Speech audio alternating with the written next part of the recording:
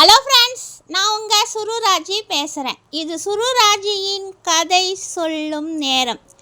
சூர்யாவின் சுப்ரபாரதம். இது வரைக்கும் 31 பகுதி கேட்டிருப்பீங்க. இன்றைக்கு 32ஆம் பகுதி.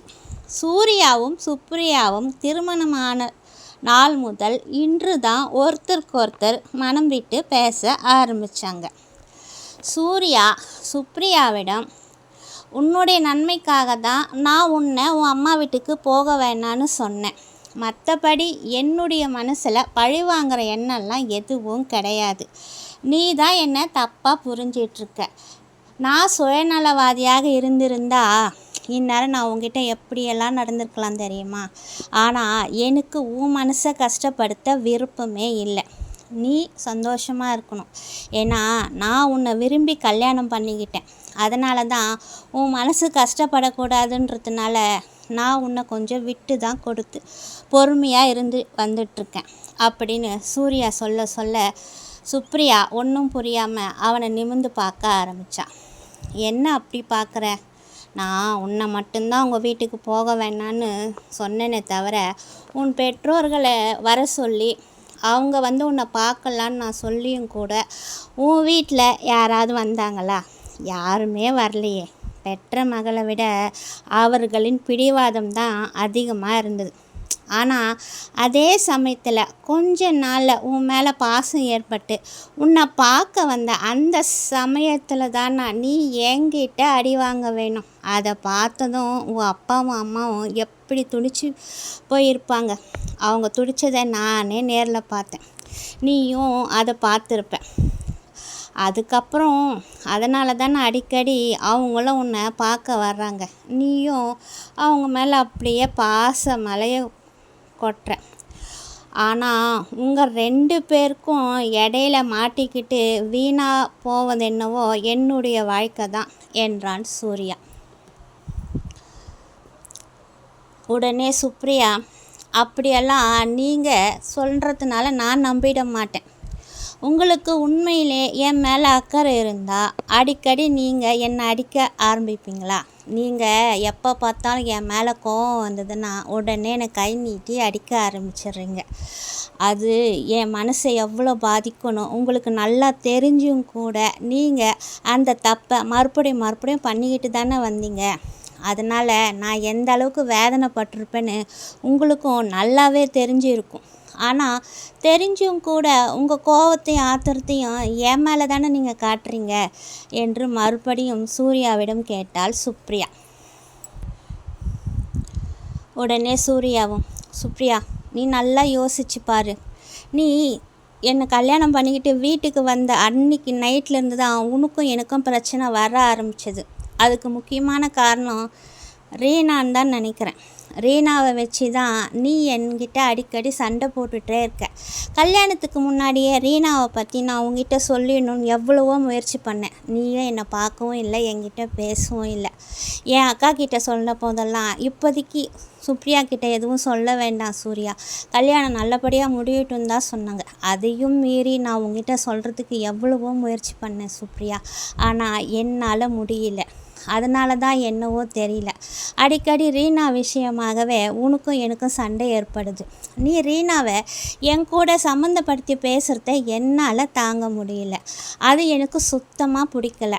அந்த கோவத்துலேயும் ஆத்திரத்துலேயும் தான் நான் உன் மேலே காட்டுற மாதிரி ஆயிடுதே தவிர மற்ற மாதிரி உன் மேலே எனக்கு எந்த விதமான வெறுப்போ கோவமோ எதுவுமே இல்லை சுப்ரியா.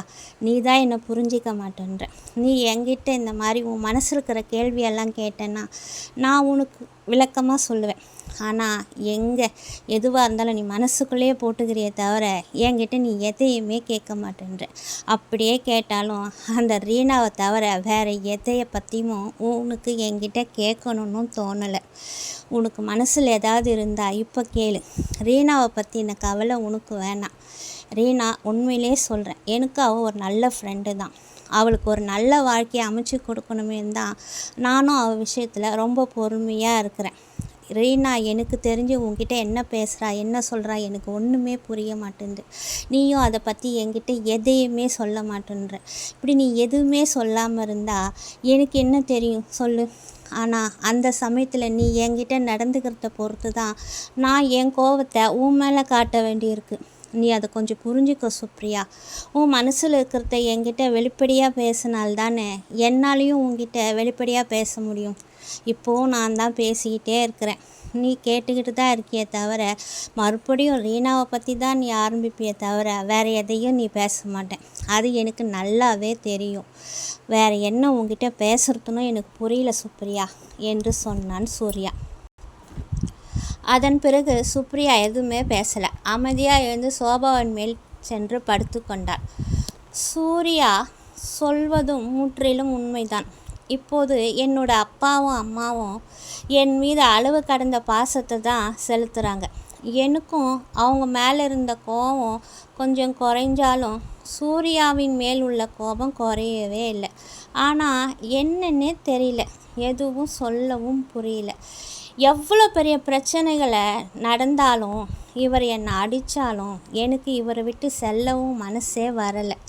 இதை நான் இவர்கிட்ட இதை சொல்லவும் முடியாது. சொன்னால் உடனே என் மேலே உனக்கு இவ்வளோ ஆசையா என்று சொல்லி என்னை நெருங்கி வந்துடுவார். அதனால தான் இன்னும் என் பெற்றோர் மேல் கோபமாக இருப்பது போல் நடிக்க தான் என்னால் முடியுதே தவிர ஆரம்பத்தில் இவரை நான் வேண்டா வெறுப்பாகத்தான் திருமணம் செய்து கொண்டாலும் போக போக இவர் மேலே எனக்கு உண்மையிலே ஒரு ஈடுபாடு வரதான் செய்யுது. ஆனால் அந்த ரீனாவோட நடவடிக்கையால் இவருடைய கோபமும் தான் என்னை மிகவும் குழப்பத்தில் தள்ளிவிடுது. இவரோ எனக்கு ரீனா நல்ல தோழி என்று சொல்கிறார். ஆனால் அவளோ இவரை பற்றி வேறு மாதிரி தான் சொல்கிறான். இங்கே வந்தப்போ கூட ஹோட்டலில் ஒரு பொண்ணுக்கிட்ட இவர் நெருங்கிச்சே, இதெல்லாம் நினச்சாதான் இவரின் மேலே எனக்கு ரொம்ப வெறுப்பாக வருது என்று சுப்ரியா யோசித்து கொண்டே இருந்தாள். சூர்யாவும் படுத்துக்கொண்டே அவளே பார்த்து கொண்டிருந்தவன் பிறகு மெதுவாக எழுந்து சுப்ரியா என்று அழைத்தான். சூர்யா அழைத்த குரலை கேட்டவுடன் என்ன என்று எழுந்தாள் சுப்ரியா. என்னுடைய பக்கத்தில் கொஞ்சம் வாயேன் என்றான் சூர்யா. ஏன், எதற்கு என்று சுப்ரியா கேட்க, ஒன்றுமில்லை சுப்ரியா, பயப்படாதே, இங்கே என் பக்கத்தில் வா என்று மறுபடியும் கூறினான் சூர்யா. சரி, ஏதோ மறுபடியும் பேசுறதுக்கு தான் கூப்பிட்றார் போல இருக்குன்னு சுப்ரியாவும் எழுந்து சூர்யாவின் அருகில் சென்று அமர்ந்தாள். சுப்ரியா, இங்கு நடந்த இந்த சம்பவம் என் மனசை ரொம்பவும் பாதிச்சு விட்டது. நான் உண்மையிலே மிகவும் பயந்து தான் போனேன். அந்த குகைக்குள்ளே போன உடனே என்னையும் அறியாமல் நான் பயத்தோட உச்சிக்கே போயிட்டேன். எனக்கு என்ன பண்ணுறதுன்னே தெரியல. உண்மையிலே நீ என்னை விட்டு போயிடுவேன் தான் நான் என்னுடைய மனசுக்குள்ளே ஒரு கணக்கு போட்டேன். ஆனால் அந்த மாதிரியெல்லாம் எதுவும் இல்லாமல் நீ என்னோட உயிரை காப்பாற்றிட்டேன். எனக்கு இப்போது என் அம்மாவோட ஞாபகம் வந்துடுச்சு. என் அக்காவும் வேற என் பக்கத்தில் இல்லை. அந்த காட்டுவாசிங்க என்ன தான் என்னை நல்லா கவனிச்சுக்கிட்டாலும் நீ என் பக்கத்தில் வரல. இப்போ நீ என் பக்கத்தில் இருக்கிறதுனால உங்ககிட்ட நான் கேட்குறேன், நான் கொஞ்ச நேரம் உன் மடியில் தலை வச்சு படுத்துக்கிட்டோமா? என் அம்மா மடியில் தலை வச்சு படுத்த மாதிரி எனக்கு ஆறுதலாக இருக்கும் என்று கலங்கிய கண்களோடு கேட்டான் சூர்யா. ஒரு நிமிஷம் அப்படியே அவனை பார்த்து திகைத்து போன சுப்ரியா அதன் பிறகு எதுவுமே பேசலை. சரி என்று அவன் அருகில் சென்று மெதுவாக அமர்ந்து கொண்டான். சூர்யாவும் அவள் மடியில் தலை வைத்து கொண்டு படுத்தான். எனக்கு தூக்கமே வரல சுப்ரியா, நீ ஏதாவது பேச. நான் தான் பேசிக்கிட்டே இருக்கேன், நீ பேச ஆரம்பி சுப்ரியா. எனக்கு தூக்கம் வருதான்னு நான் பார்க்குறேன் என்று மறுபடியும் தழுத்த குரலில் சூர்யா சொன்னான். அவன் சொன்னதை கேட்டதுக்கு அப்புறம் சுப்ரியாவும், சூர்யா, அங்கு நடந்த அந்த சம்பவத்தில் நானும் மிகவும் பயந்து தான் போனேன். எங்கே மறுபடியும் உங்களை என்னால் பார்க்க முடியாமல் போயிடுமோன்னு நான் துடிச்சு தவிச்சு தான் போனேன். அதனால தான் அந்த காட்டுவாசிகள் மிகவும் ஆபத்தானவர்கள் என்று நீங்கள் கூறியது கூட நான் பொருட்படுத்தாமல் அவர்களிடம் சென்று அழுது கொண்டே உதவியை கேட்டேன். என் கூட பிறந்தவர்கள் போல் என் கஷ்டத்தை போக்கி 3 நாட்கள் உன்னையும் காப்பாற்றி நம் இருவரையும் மிகவும் அன்பாக கவனித்து அவர்கள் அருகிலே வைத்து கொண்டார்கள். எனக்கு இப்போது நினைத்தாலும் அது ஒரு கனவு மாதிரியாகத்தான் இருக்கிறது என்றாள் சுப்ரியா. அப்போது சூர்யாவின் செல்போன் அடிக்க சுப்ரியா தான் எடுத்து பேசினாள். என்ன சுப்ரியா, 2 நாட்களாக உங்ககிட்டேருந்து ஃபோனே வரல, நீங்கள் எங்கே இருக்கீங்க என்றாள் பூர்ணிமா. இன்னும் நாங்கள் கோவாவில் தான் இருக்கிறோம் அண்ணி, பிரச்சனையெல்லாம் ஒன்றும் இல்லை என்று கூறிவிட்டு சூர்யாவிடம் ஃபோன் தர பார்க்கலாம் என்று அவனை பார்த்தால் அவன் நன்றாக தூங்கி கொண்டிருப்பதை பார்த்தாள். பாவம், வலியால் இவர் சரியாக அங்கே 2-3 நாள் சரியாகவே தூங்கலை. அது மட்டும் இல்லாமல் அந்த காட்டுவாசிங்க வேற சத்தம் போட்டுக்கிட்டே இருந்தார்கள். அதனால தான் இப்போ இவர் நல்லா தூங்குறாரு. சரி, இவர் ஃபோன் பேச வேண்டாம், நம்மளே அன்னிக்கிட்ட ஃபோன் பேசிவிட்டு வைத்து விடலாம் என்று நினைத்து அவளே மறுபடியும் பூர்ணிமாவுடன் 2 வார்த்தைகள் பேசிவிட்டு ஃபோனை வைத்து விட்டாள். இரவு முழுவதும் சுப்ரியா அமர்ந்தபடியே தான் தூங்கினாள். மறுநாள் காலை கண் விழித்து பார்த்த சூர்யா தான் இன்னமும் சுப்ரியாவின் மடியிலே படுத்துக்கொண்டு இருப்பதை உணர்ந்தான். எழுந்து கொள்ள அவனுக்கு மனமே வரவில்லை. மனம் இல்லாமல் அப்படியே அவள் மடியிலே மறுபடியும் படுத்துக்கொண்டு கண்மூடி இருந்தான். சிறிது நேரம் கழித்து கண் வைத்த சுப்ரியா சூர்யா முழித்து கொண்டிருப்பதை பார்த்ததும், சரி ஏந்திருங்க, நான் எழுந்து கொள்ள வேண்டும் என்று கூறிய பிறகுதான் அவனும் சுப்ரியா விட்டு பிரிய மனம் இல்லாமல் மெதுவாக எழுந்து அமர்ந்தான். இந்த அடிப்பட்ட காலோட நம்ம வேற எங்கேயுமே போக வேண்டாம், வாருங்கள் சூர்யா, நம் வீட்டிற்கே சென்று விடலாம் என்றாள் சுப்ரியா. சரி என்று அவனும் கூறினான். பிறகு இருவருமாக அந்த அறையை விட்டு கிளம்பி மறுபடியும் வீட்டிற்கு செல்ல விமானம் ஏறினார்கள். விமானம் மூலம் தரையிறங்கி ஆட்டோவில் வீட்டிற்கு சென்றபோது, சுப்ரியா, இங்கு நடந்த சம்பவத்தை பற்றி என் அக்காக்கிட்டேயும் மாமாக்கிட்டேயும் எதுவும் நீ சொல்லாத, அவங்க ரொம்பவும் பயந்துடுவாங்க என்று சொன்னான். சரி என்று சுப்ரியாவும் தலையசைத்தாள்.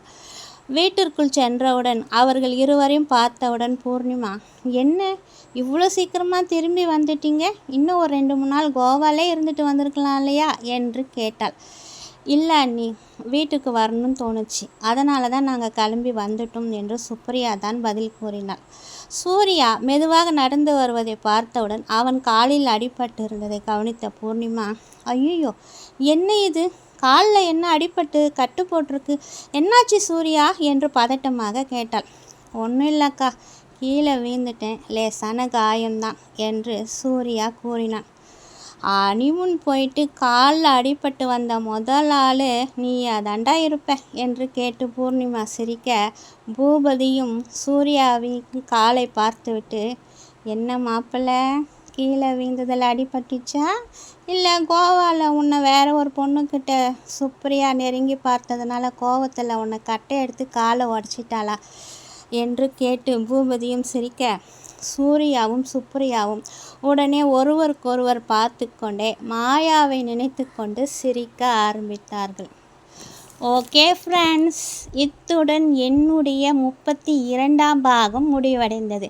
மீண்டும் உங்களை அடுத்த பாகத்தில் சந்திக்கும் வரை உங்களிடம் விடைபெறுவது உங்கள் சுருராஜ். இது சுருராஜியின் கதை சொல்லும் நேரம். பாய்.